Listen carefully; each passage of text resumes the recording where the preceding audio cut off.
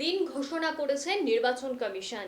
24 ঘন্টা পেরোতে না পেরোতেই দেওয়াল লিখনের কাজ শুরু করলো বিজেপি। মঙ্গলবার সকালে বাগদার বানেশ্বরপুর বাজার সংলগ্ন মনোহরপুর এলাকায় দেওয়াল লিখে বিজেপির সমর্থকেরা তাদের প্রচার শুরু করলেন। প্রার্থীর নামের জায়গা ফাঁকা রাখা হয়েছে। তাদের বক্তব্য, যেই প্রার্থী হোক না কেন আমরা তাকে সমর্থন করব, আমরা জয়লাভ করব, তাই সময় নষ্ট না করে দেওয়াল লিখন শুরু করলাম। দেখুন সেই ছবি।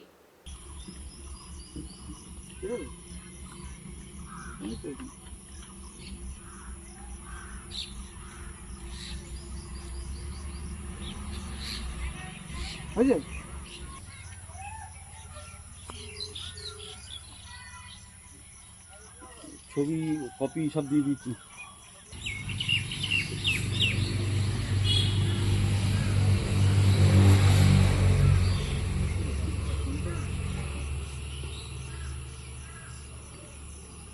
এবার টুকটুক করে দিতাবো।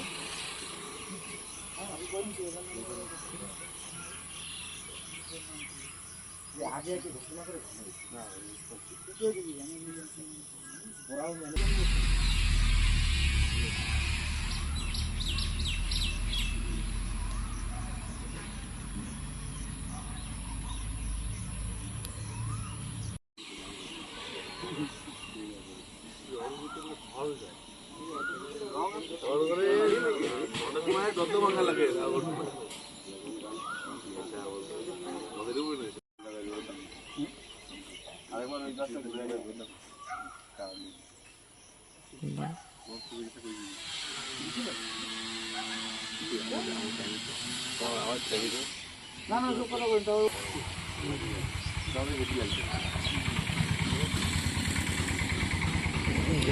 গত লোকসভা নির্বাচনে আমাদের বাগদা বিধানসভা থেকে আমরা 20,361 ভোটে ভারতীয় জনতা পার্টি আমরা এগিয়ে। আমরা নিশ্চিত যে এই উপনির্বাচনে বাগদাতে আমরা জয়লাভ করব। সময় খুব সীমিত, মাত্র 1 মাসের ভেতরে, অর্থাৎ আগামী 10 তারিখে, গতকাল 10 তারিখ চলে গেছে, গতকাল 10 তারিখে নির্বাচন ঘোষণা হয়েছে, আর আগামী 10 তারিখে নির্বাচন, অর্থাৎ 1 মাস। এই 1 মাসের ব্যবধানে নির্বাচন, তাই আমাদের সময় খুব সীমিত। তাই ভারতীয় জনতা পার্টির পক্ষ থেকে যে প্রার্থীকে দল মনোনয়ন দেবে, পদ্ম ফুলের প্রতীকে যে প্রার্থী হবে তাকে আমরা জেতাবো, এবং তার জন্য আমরা আজকে দেওয়াল লিখন শুরু করেছি। 24 ঘন্টা এখনও অতিক্রান্ত হয়নি, আমরা দেওয়াল লিখন শুরু করেছি। আশা করি আগামী 72 ঘন্টার ভেতরে আমরা বাগদার প্রত্যেকটা দেওয়ালে পৌঁছাবো এবং ভারতীয় জনতা পার্টির পক্ষ থেকে আমরা প্রচার অভিযান শুরু করব। যে লোকসভা ভোট গেল, সেখানে তো প্রার্থী ছিল বিশ্বজিৎ দাস, তিনি আপনাদের বিজেপি প্রার্থী ছিলেন। এবার তো হয়তো তিনি হেরে গেছেন, এবার লড়াইটা কি আরো কঠিন হবে? না না, লড়াইটা একদমই কোথাও কঠিন হবে না। একবার তিনি হেরে গেছেন, আবার জানি না তৃণমূল কংগ্রেসের এখনও প্রার্থী ঘোষণা হয়নি কে প্রার্থী হবেন। যেই প্রার্থী হন না কেন তৃণমূল কংগ্রেসের, ভারতীয় জনতা পার্টির প্রার্থীর কাছে আরও অধিক মার্জিনে উনি পরাজিত হবেন। বাগদা বিধানসভায় আমাদের 20,361 ভোটের লিড রয়েছে। আমাদের সাংসদ, সম্মানীয় সাংসদ, উনি দিল্লিতে গেছেন বিপুল ভোটে জয়লাভ করে এবং উনি কেন্দ্রীয় মন্ত্রী হয়েছেন। আমরা আশা করি ওনার নেতৃত্বে আবার রাজ্য বিজেপিকে বাগদা বিধানসভা সিটটা আবার তুলে দিতে পারবো। উনি আজকে বাগদার মানুষের অধিকার, যে ব্যক্তি ভারতীয় জনতা পার্টির প্রতীকে 2021 সালে নির্বাচনে জয়লাভ করেছিলেন, কিন্তু 6 মাস নয় কাটতে উনি ফুল বদল করে অন্য ফুলে গেছিলেন এবং আবার লোকসভা নির্বাচন আবার অন্য ফুল থেকে উনি করলেন। একজন পদ্ম ফুলের বিধায়ক হয়ে উনি জোড়া ফুল থেকে আবার নির্বাচনের প্রতিদ্বন্দ্বিতা করলেন। তাই আজকে বাগদার মানুষের এই আবার ভোট দিতে হবে। এই যে ভোট, একমাত্র বিশ্বজিৎ দাসের কারণে এই যে ভোটটা হচ্ছে, বিশ্বজিৎ দাসের ব্যক্তিগত স্বার্থের কারণে বাগদার মানুষকে আবার বুথে গিয়ে ভোট দিতে হচ্ছে।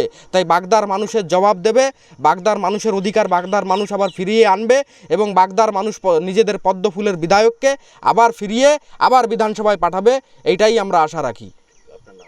আমার নাম গোপাল গয়ালি, আমি বিজেপি কার্যকর্তা।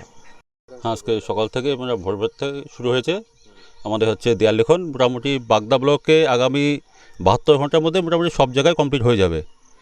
আমাদের উপনির্বাচনে যেই মানে প্রার্থী হোক না কেন, আমরা সবাই মন প্রাণ দিয়ে সবাই খাটাখাটি করব। মানে উপনির্বাচন এখানে আমাদের অবশ্যই জিততে হবে। এইটা যদি আমরা জিততে পারি, তাহলে আগামী 2026 সালে আমরা অবশ্যই ক্ষমতায় আসব। একদম এখান থেকেই হচ্ছে আমাদের ভিত প্রত্যয় নাড়িয়ে দেবো, এটা হচ্ছে আমার মূল বক্তব্য। ভারত মাতা কি জয়। আমার নাম হচ্ছে সন্দীপ মোদক।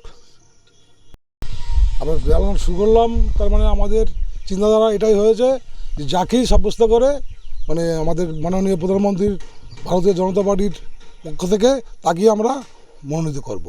আপনারা পার্টির নাম লিখছেন না দেয়ালে, তাই তো? এখন লিখছে যাকেই সাব্যস্ত করে তাকেই আমরা ঘোষণা করব। কারণ কি এত তাড়াতাড়ি শুরু করলেন? আমাদের এখন খুব তাড়াহারা, তারা মানে আমরা যাকেই মনেকে ইয়ে করে তাকেই আমরা ঘোষণা করে, যাকেই ঘোষণা করে তাকেই আমরা ইয়ে করব, নির্বাচিত করব। আমার নাম শ্রী কালিদাস মোদী।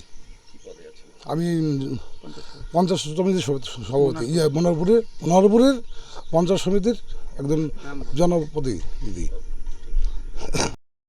আজকে আমরা ভোর 5টা থেকে আমরা দেয়ালটা লেখা চালু করেছি। বাগদা সমস্ত বিজেপি কর্মীর মধ্যে উন্মাদনা প্রচুর। আমরা সেই নিয়ে এগোচ্ছি। ভারতীয় জনতা পার্টি যাকেই মনোনীত করুক না কেন, আমরা তার হয়ে আমরা খাটব। আগামী দিনের লড়াই আমাদের কঠিন, তবেও আমরা সেইভাবেই লড়াই দেব। আপনারা এমনি দেখতে পাচ্ছেন আমরা আজকে এটা কমপ্লিট করলাম। আমরা বাগদাতে আর প্রত্যেকটা বুথে বুথে পৌঁছাব। ঠিক, আপনার নাম?